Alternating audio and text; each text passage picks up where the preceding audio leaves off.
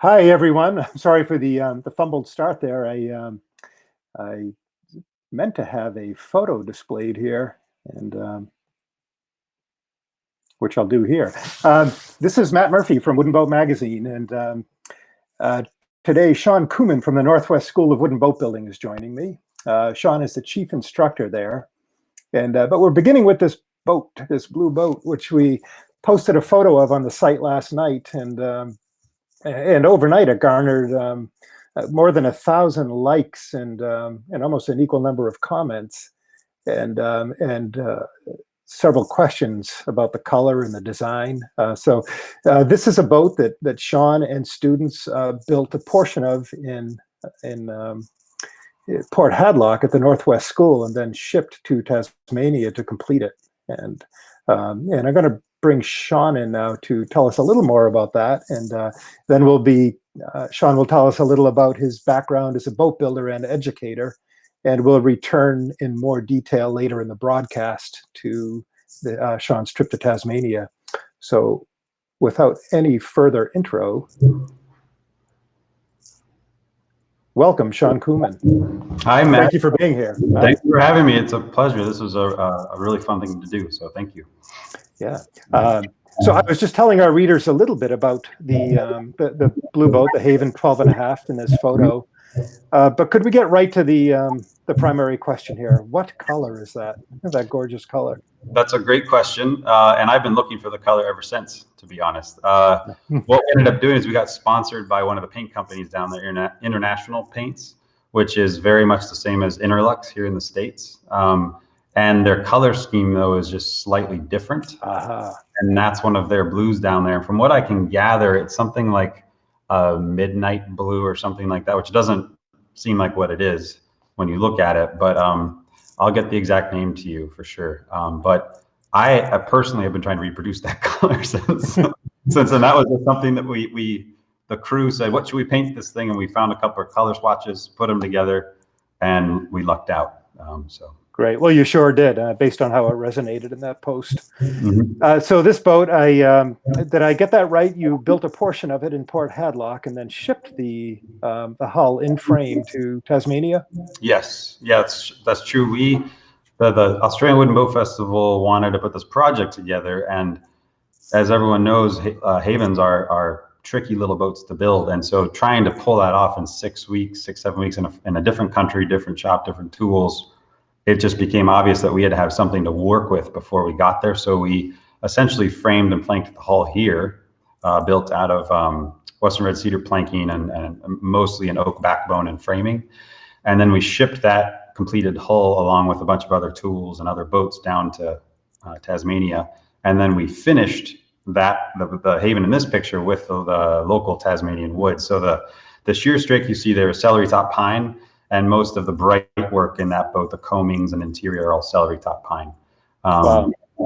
And then alongside that, we built an additional Haven, a new Haven that they're working on as we speak, and that's primarily all celery top pine. So with celery top framing, backbone, and into planking as well. Nice. This is truly a unique boat then. I mean, there's got to be no other boat on the planet that combines those woods from scratch. I haven't heard, but I mean, maybe there is, but I don't know of boats that have been built with species shipped that way and built under those circumstances, it ended up working out really well. But I will just say that wasn't the original plan when we started the whole thing. So right. Yeah. Well done. So Sean, your own background as a boat builder, it's an interesting story, and I've known you for a while, but I didn't realize quite how you came to this. But you were are an accomplished cellist, I understand, and we're studying cello in college at St. Olaf's College. And I've And what is the path from being an aspiring cellist to an accomplished boat builder? Well, that is a great question. Another story of a lot of luck, I think. But I got the boat bug early when I was maybe a junior, senior in high school, just grabbing random books from the local library. And I think I found one of Dynamite Payson's books, and that led me onto this adventure. You can see that boat down below. That's the first boat I ever built, and I don't want to talk about the quality of that boat, but it was a boat. It gave me a lot of learning, a learning experience. And anyway, so as I learned more about that, I was at the same time, I went to college to study cello performance, and I just wasn't cut out for it. The 5, 6, 7 hours in a practice room every day just got really exhausting. And at the exact same time I was doing that, I found out about let's just say an entrepreneur opportunity at the college, and they ended up supporting small businesses starting up. So I started a small boat building business, and the more I worked on that business, the less I would play this instrument, and that just led to more and more. And so I learned things like, you can see my first steam box set up there. That was back in 1998, somewhere in there. I borrowed my parents' Coleman stove and my mom's canning pot, and I guess I'm just lucky I didn't burn the barn down, but it did work. It did eventually steam those frames, but it was a big learning curve, put it that way. What are you steaming here? Do you recall what the project was? All I steamed was frames, and that was a whole adventure in itself.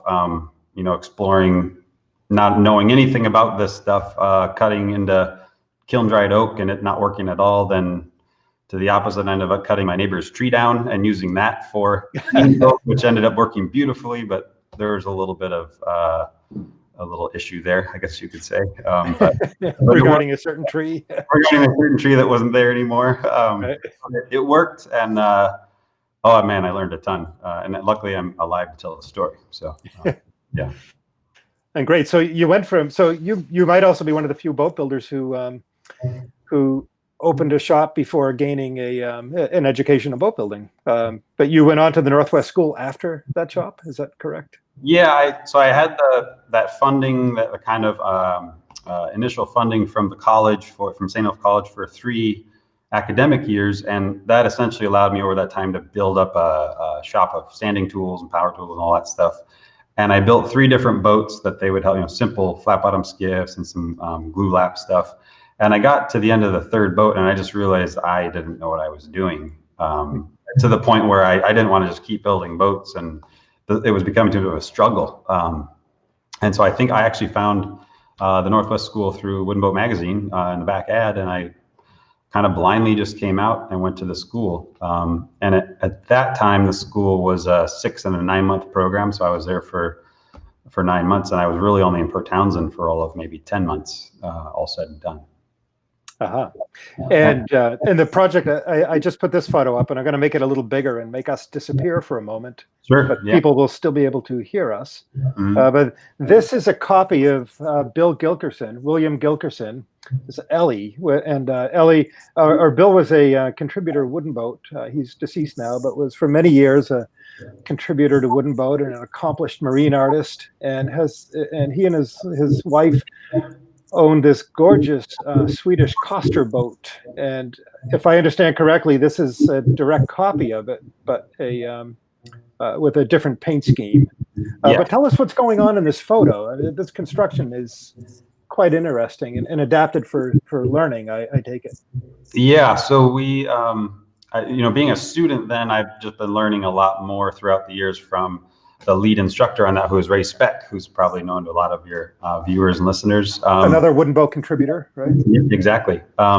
And so Ray, as I understand, had prepped this project for 3 months before we started, so getting stuff ready for students to do. And we were able to, in 6 months, build the hull and deck and put them together. So this is about maybe 5.5 months into the project, and you can see the hull getting built. It was planked in 1-inch larch planking over black locust sawn frames, and then right alongside it, kind of right where you're seeing the deck now, the entire deck, house, and cockpit structure were built and finished as well. And if it's not obvious in this photo, this is what we're doing. Is the entire class now has kind of rearranged the shop, and you can see we're picking up the deck. We're going to set it on those workbenches behind everybody, and then everyone's going to migrate up to the next level and then set it on top of the boat and slide it across those box beams that are up there. Typical boat shop moving of just trying to figure it out with what you have. But it was an incredible project to be part of at the school. Yeah, great. And where is that boat now, Sean? Is it still in your region? Yeah, it's still, last I heard, the original owner of that boat just sold it, but it's still here in the Puget Sound. And it was in Bainbridge Island for a while, and it came up to, I believe, up to Haven Boat Works multiple times for work. And so it's still here locally, and we hope it stays. Oh, great. Yeah. Now, you went from that. You didn't go directly to work from the school from there, but another thing I didn't know about you is you went to work on the magnificent steam yacht Kangarda, which was being rebuilt in California. And she is a neighbor of ours here on Penobscot Bay now. But tell us about your involvement in this boat. And again, I'll bring it up bigger and make us disappear. Sure. Well, it's fun to talk through this process with you, because I start to realize how much of my path has been just by a lot of luck in many ways. Right before I graduated school, there was a small book in our library that was the index of wooden boat builders, I think, which was published by WoodenBoat. And I knew I wanted to go to California, and I started working through a list and cold calling people. And I got to Jeff Rutherford, and I called him, and I said, "Hey, Jeff, my name's blah, blah, blah, and I want to come down and work for you." And he said, "Okay, come on down." And so sight unseen, I went from Port Hadlock, Washington, to Richmond, California, and started working for Jeff. And this project, Kangarda, was just starting. So although it's an entirely steel hull, you can see both fore and aft deck houses on there were complete restorations, which I was, just out of boat school learning a lot. So I was partnered with a guy, Chris, who was from New Zealand, actually, Chris Morrison, and he trained me, and we worked restoring those two houses on there. And that was kind of my first jump into the restoration world of wooden boats.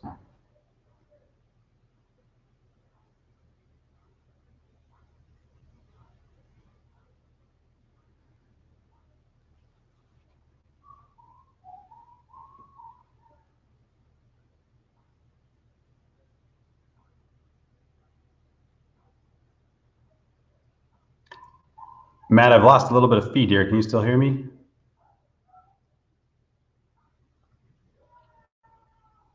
Well, Okay, can you hear me, Sean? I can hear you now. Yeah. Okay, I'm sorry about that. This is amateur television, folks. Yeah. Good, yeah. I said when I was hidden, I thought I could be heard, but Sean went from Kangarda, which we just discussed, to a 90-foot Ted Geary motor yacht. And her name, Sean, is Wanda. Is that correct? Wanda, yeah. And that was another kind of I had stayed in the Bay Area, and I'd actually moved back and forth a bit, but I ended up back in the Bay Area working for Rutherford again. And during that time, I finished up some work with Rutherford, and I worked for a short stint at the Maritime Museum in San Francisco, which was just a blast. It was a pleasure to work with that crew. And while working there, I caught wind of a project across the bridge, across the Golden Gate, you can see there in Sausalito. And the owner of Wanda was looking to assemble a crew to do a restoration of her hull, which was in horrible shape. The boat had been up in Petaluma on the North Bay, sitting in fresh water.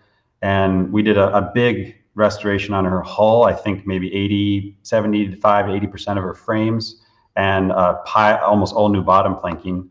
And then we put the boat back in the water and did a lot of the work from the kind of the house deck and up from there. So I was part of the kind of the exterior of the boat restoration. And was this boat fur planked and iron fastened, as a lot of these? Yeah. And could you tell us a little about how the iron survived in the fur, as compared with oak, which is kind of a tragedy waiting to happen? Yeah, well, I mean, this boat was so far along that the iron sickness was through everything for the most part, and the fasteners were almost gone, especially at the transition from planking to framing. There was just, in many cases, nothing left, or a bit of a needle of the original steel or galvy, I would assume, fastenings in there. And so it was in pretty tired shape. So we did the best we could, pulling and refastening as much of the hull as possible in bronze, trying to get rid of a lot of those bleeders.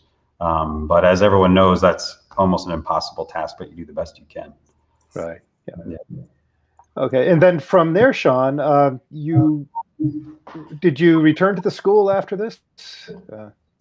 Yeah. So that was kind of so I started in California. I went out to Maine for a bit and worked with Brooklyn Boatyard. And then I ended up back in California with Rutherford. And then while in California, kind of towards the end of Wanda, I got a call from Tim Lee, the former chief instructor here. And he said, hey, we actually need, I heard you're coming up for the summer. We need someone to teach. And so I was coming up for just a summer to Port Townsend. My wife and I were getting married. And so we were just going to be here for a couple of weeks. The couple of weeks turned into a couple of months. And then you see where that goes. And I ended up starting to work for the school full time soon after that. And Azalita, which I've put up here, and this is a Stevens Waring design. Yes. And this is the first hull, maybe the only so far. And this was one of your first projects at the school, is that correct? Yeah, this was one of the first boats that I built with the school, along with some skiffs and some other things. And so after being here for a year, maybe a year and a half, I was then obviously in contact. So this is my brother-in-law, Paul Waring, and good friends with him from being back in Maine and working there. And Paul is at the helm in this photo, correct? Paul's at the helm in this photo, yep. And he and I don't know where we were talking, it might have been at his house, just said it'd be really cool to collaborate on some kind of project between Stevens Waring and the boat school at this kind of East Coast, West Coast. We have a need for teaching and learning and preserving this stuff. And so he and Bob had already had this, I think, existing design that they modified a little bit just to make it a better teaching tool. And so over the course of 9 months, we built the hull, deck, and cockpit of this boat and launched it just prior to the Wooden Boat Festival of, I think that was in 2013 that we launched that boat. And so that was an incredible project to kind of bite my teeth into here at the school, involving a lot of collaboration and just a lot of learning all the processes here at the boat school. And really represents the range of stuff you're turning out at the school. That flat top mainsail and fairly modern hull design and construction. Exactly. And do I understand you're venturing into some composites boat building too, or at least marrying wood and composite? Yes, we are. This is a good representation of that. We do a lot of wood composite, so cold molding. We do quite a bit of vacuum infusion now in carbon as well. So we're trying to create a training resource for folks to get into the actual trades, not just traditional boat building and restoration, but also all of the other boat building that's happening out there. So this is a good representation of a true wood composite. You know, everything on here is wood, but we do foam core and vacuum infusion with carbon, things like that as well. Great. And you do the traditional still, of course, too. This is a fairly recent build. Although maybe my timeline's a little compressed, but this boat, I believe I say NZL on the sail, and this was an export, and perhaps one of your first connections with the Antipodes. Exactly, and this is a good spread. This kind of shows the Azalita was one of the first boats I built, and then we jumped to here, which was one of the last ones I worked on in the shops with students, and this boat was commissioned by a grad of the school, Kerry Kemp, an alum of the school, and he was incredibly enthusiastic about the school's program, and he lives in New Zealand, and so he said, well, would it be possible for you to build this boat and then ship it down? And we said, well, sure. I mean, it's possible. So we figured all of that out, and this became another incredible little day sailor to build here at the school, and we set it up very much in the same way as I was taught when I was a student, where we build the house and deck separately and then join them together, a way that you can really engage a large group of students at once. So we had 11 students at a time working on this boat, and it took about 15, 16 months of work time to get that launched. Interesting. So the imperatives of teaching really changed the way you build a boat. I would think you're not looking at it as simply a linear process, but you're combining a lot of points in that line into concurrent projects. Is that a fair way to put it?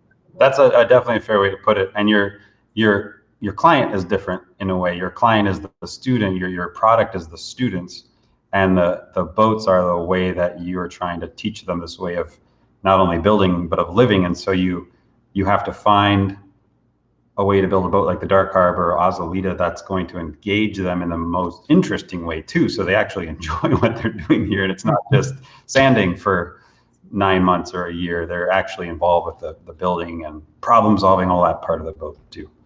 Right. And so you you brought a group of students to Tasmania in February 2019. Correct. Did they know they were signing up for that when they joined that course? They did. What an opportunity! Yeah, and so when this was another fun part of it too. When the Australian Wooden Boat Festival and the boat school talked about this project, we were working off of a model from the previous Australian Festival in 2017, where a Dutch school had come down with some of their students, and I think they had between 4 and 5 students that came down. And I said, well, how many people can we bring? Because I had so many people interested in coming down. They said, well, 6 might be the max and 8 might be the max. So we brought a total of 8 folks down there with us, and we had so much interest that we had an actual application process for, and one of those had to be, they had to be graduates of the program so that they had some experience, and we were doing a combination of teaching and building down there. So they knew fully what they were getting into and the kind of the compressed timeline we'd be into as well. But the students, the alum that came down, the builders that came down, I think the chance to travel to a place like Tasmania and build a boat, and you can see our shop that we were in, it was something you couldn't miss. And so it was just a blast going down. And to be sure, this was your sister institution in Franklin, which is the Shipwrights Point School? Yeah, they have also now a 1-year program, 2-year program, I think, actually, in boat building. And they offer all kinds of workshops and things as well. And so they are about 50 minutes south of Hobart, the capital of Tasmania. And we became great friends with the crew down there. Actually, one of our alumni from 5-6 years ago also works at that center. So even before we got there was already this connection. And so it was fantastic. And this gives you a shot of the shenanigans down there with the crew and the kind of the shop setting. But all of us headed down. You'll see the gentleman on the left there is Gordon, and he lives down there now, and he was kind of our main resource when we showed up in Tasmania and Franklin. Lives down there now. Was he there? Is he a native of there, or did he move there after this? He's a native of Australia, and so he had relocated down to, I think, I don't want to get Gordon's story wrong, but I believe he had relocated to Hobart, and then now he's starting to teach more at the school. And you're the guy in the red shirt, and it looks like you're giving one of your colleagues a haircut with a spoke shave. We don't know what's going on here. We would be in these total crazy work modes, trying to get things done, and then a local newspaper would show up and say, hey, we want to get a group photo. So everyone just grabbed what they were using, and then we just, okay, here's our photo, and then we jumped to the next thing. So they got some good shots of us down there, that's for sure. Great. And Sean, in the background, is that the other Haven 12.5, or is that the boat that became blue? Yeah, the one behind the group is the one that became blue, and you'll see just the transom of the one to the right in the bottom right corner. That's we brought the strongback and molds already pre-assembled, ready to go.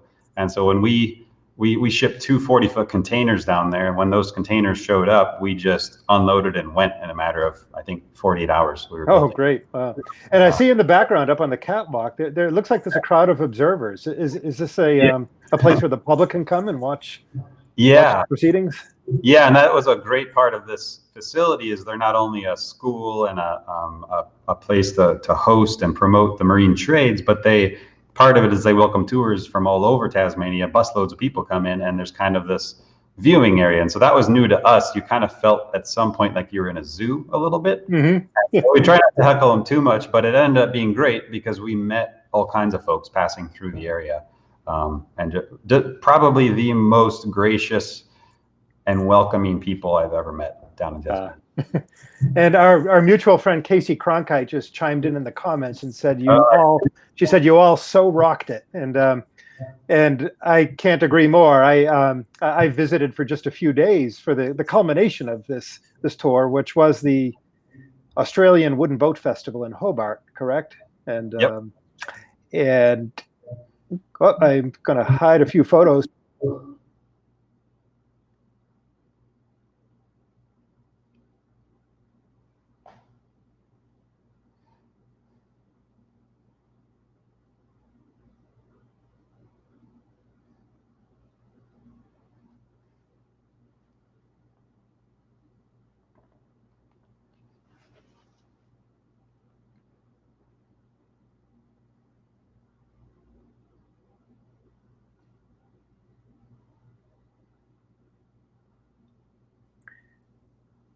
Hi.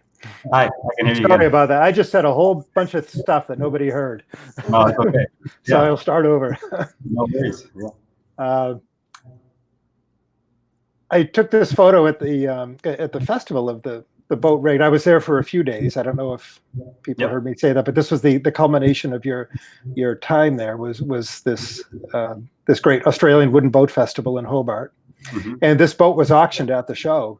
And in fact, I think our own Maynard Bray, another mutual friend of ours, did the auctioning and the commentary during the auction, and the boat stayed in the area. Yes. I don't recall what the price was. Somebody in the comments last night asked about that, and we won't get into that here, but it was certainly a reasonable price, and for all the effort put into it. Yep. And I believe it's sailing there now. If anyone is out there and knows where it is, would love to see some photos under sail. Yep, absolutely.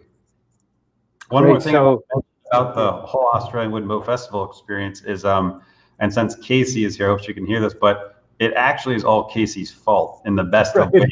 I had gone down in the 2017 festival. It's every other year, and just to see it and check it out. And it was thanks to Casey that she connected me to all these original connections, and then she also helped foster and make them blossom from there. So it was really a huge thank you to Casey for making all this possible.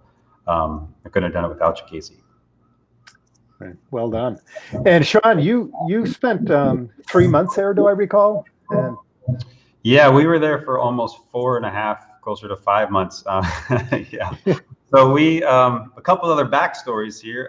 One, my wife was pregnant, and when we got down to Tasmania, that was another thing that was going on, is we were connecting with the healthcare down there and planning the birth of our son. And so we'd also brought our daughter, who at this time was about 2.5 years old, Yannicka, you can see there. She's this is at the festival. She snuck down below, of course, and jumped up into the little cuddy up forward. And so we were down there for a better part of all close to 4 months. And of course, the due date of my son was right at the festival. And of course, the festival being the highlight of this whole experience, not only displaying the boat, but we had presentations we were giving and demonstrations and all of that. And so the weeks leading up to the festival was literally this hour by hour nail biter of, are we going into labor right now, or what's going to happen here? And so magically we got through the entire festival, and literally the next day our son was born. So that was, it would have worked either way. It would have been great, but that was one less thing that was both part of this. Yeah. And significantly, your son brought home a great name from this trip too. Yeah, we after being down there after he was born and traveling a little bit, and we'd fallen in love with Bruny Island, both the islands just down off the south east coast of Tasmania, and it's one of those places, kind of like the San Juans up here in Washington. It's accessible by ferry, and so we really fell in love with the name Bruny, and we named him after those islands as a good way to remember that trip. Oh, so. Lovely. Casey chimed in again here too, and we'll go a little off script. She said that be sure to tell them about your launch. You just did. Yes. Okay. Thank you, Casey. Yeah. One other backstory to this whole festival, sorry to go in there, is as folks may remember, at this time all of Tasmania was burning, and so we had this other degree of drama happening in many ways, and it was devastating, of just these huge bushfires raging. And so we were part of, I think, 3 or 4 different evacuations of our shop, and at one point we had to go in. This is about 2 weeks prior to the festival, and the boat's not done yet, and we had to go in at about 3 or 4 in the morning, load up all of our containers, and then at the middle of the next night a container truck came down, grabbed all of that, and shipped it up to Hobart and got us out of the fire danger down in Franklin. And we set up basically a random tent shop close to the Wooden Boat Festival and finished off the boat there. So there were all these just crazy dynamics happening during it ended up being a beautiful boat in the end. So we're grateful it worked out. And before we move off the subject of that trip, here's just a an overall shot of this festival, which is really remarkable. There must be 200, 300 boats in the water at this festival. This is just a small slice of it, and it spreads across several blocks of waterfront, and really a lifetime trip if folks get the opportunity to go. So Sean, moving back to Port Hadlock, you have some recent initiatives at the school that you touched on before, the composite work, but with the current lockdown situation, the pandemic situation, you also have some online teaching initiatives. Could you tell us a little about those? Oh, absolutely. So we, along with the rest of the globe, are trying to figure out how we proceed from here, and also not just this today, but in the next couple of months, weeks, years, whatever this is going to take. And so here at the Northwest School, our students are about halfway through their education, their 12-month program. We also have a 6-month systems program here at the school, and they were going to be starting when this pandemic happened. So we need a way to get our students back on campus so that they can finish this training off. But most importantly, how do we do that safely, as everyone's I'm sure concerned about, and we are as well. And so we just recently were designated here in Washington as an essential training program, mostly because of the lack of workforce here in Washington for all of the marine trades. And so we've been working the last month or so in coordination with the other boat schools around the country, with the Great Lakes School in Michigan, the Landing School in Maine, and the International Yacht Restoration School in Rhode Island in Newport. And Betsy Davis and myself, Betsy's our executive director, have been in contact with those schools trying to formulate plans of how we return to hands-on training in the COVID environment. And so that's a big part of what we've been doing, is preparing all these protocols as everyone's having to do. And what that's going to look like is something we'll test on July 6th when our students get back to campus. And we're going to give this a go and then do the best we can, week by week, just working through all of this and figuring it out. But there's no doubt it'll have an effect on the overall program. The biggest changes that students will see coming back to the school is, one, our lectures will be now online. And so we'll be building an online video library, we are right now, of lectures. So they'll see a pre-recorded lecture, and then there'll also be some live Zoom sessions or some platform like that where there's more of an interactive kind of a flipped classroom model that we'll use. And so the lectures will be different. They will not be in person for the foreseeable future, at least. But then they'll return to campus later in the day and do their hands-on work here, of course, with social distancing and many different layers of PPE depending where they're working. So that'll be our current programs, our boat building programs and our marine system programs. We'll be working that way. On top of that, we've also introduced a new program I'm really excited about that we're launching this Friday, and that's this concept of a masterclass. And my connection to the masterclass is only from, the concept of a masterclass is only from the concept of music. And I was lucky enough that my mom took me to see a masterclass when I was maybe 10 or 11, masterclass of Yo-Yo Ma, who's a fairly known cellist. And that just gave me the bug for music at that time. And I've always loved that model where someone who's proficient in an art or a trade or some kind can present that to people to give an idea of what you do, and then also open it up for questions. So we're going to use that masterclass model in lofting. And so we're introducing a lofting masterclass this Friday, and then it's a 2-part series this Friday and next Friday. And in a nutshell, how would you define the concept of masterclass? What distinguishes it from a class?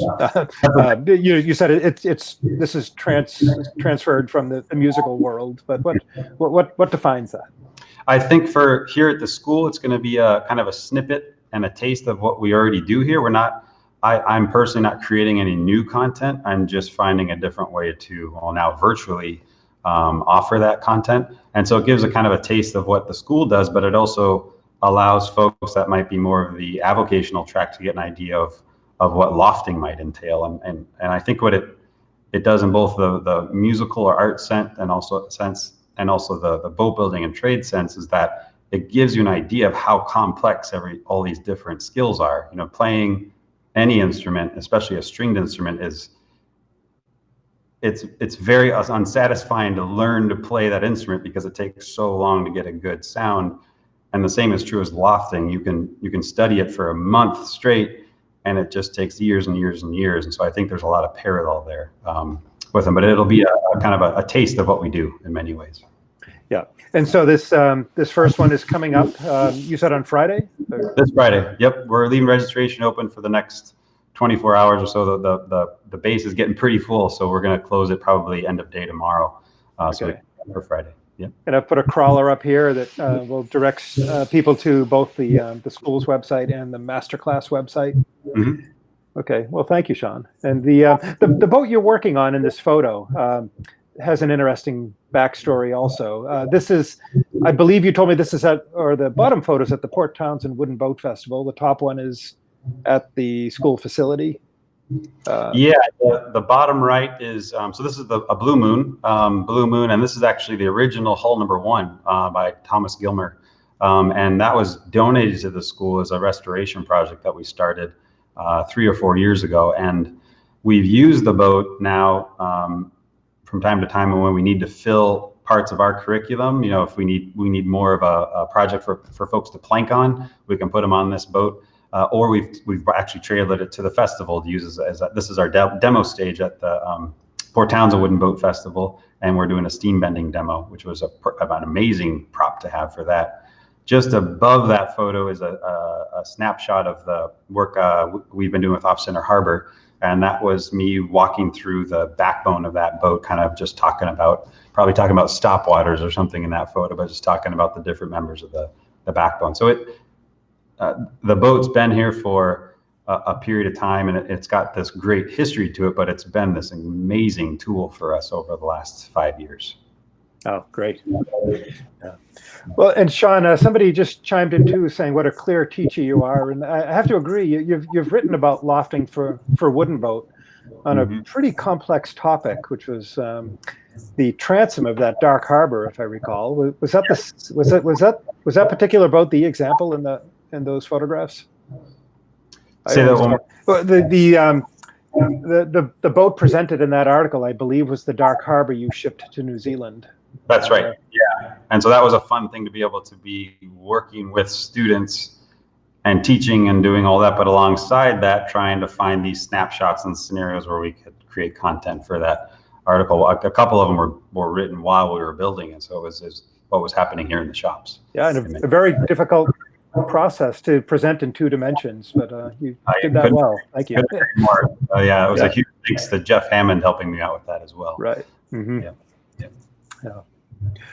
Well, Sean Koomen, thank you very much for joining us today. This has been a great discussion, and I wish you the best with navigating these strange days ahead. Thank you so much, Matt. It was a pleasure to be here and a pleasure to chat more about boats anytime. Thanks. And next week we have Ruben Smith from Tumble Home Boat Works in New York joining us. And Ruben is a restorer and builder of some gorgeous antique motorboats and sailboats. It should be a lively and interesting discussion. So please join us then. And Sean, once again, thank you very much. Thanks again. All right, take care. All right. Bye, everyone.